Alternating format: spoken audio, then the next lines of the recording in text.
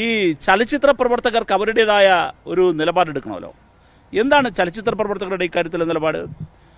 ഇപ്പോൾ ഒരു നടി ഇത് പറയേണ്ടി വരുന്നു എന്നുള്ളത് തന്നെ ശരിയല്ല. ആ നടിയെ, അവരുടെ ആത്മധൈര്യത്തെ, അവരുടെ ധീരതയെ, അവർക്ക് എല്ലാ പിന്തുണയും DYFI നൽകുകയാണ്, എല്ലാ പിന്തുണയും നൽകുകയാണ്. പക്ഷേ ഒരു കാര്യം, വിൻസി പറയുന്നവരെ അവർ കാത്തിരിക്കേണ്ടതുണ്ടോ?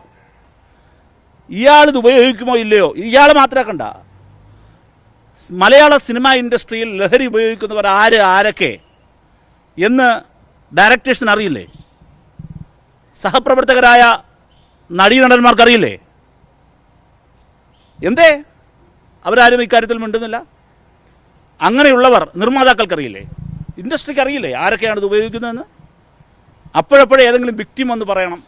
ഇല്ലെങ്കിൽ പോലീസ് കയറുമ്പോൾ രാത്രി ഇട്ടിരിക്കുന്ന ഡ്രസ്സ് ഇട്ടുകൊണ്ട് എടുത്തു ചാടി മതിൽ ചാടി ഓടുന്നത് ആളുകൾ കാണണം.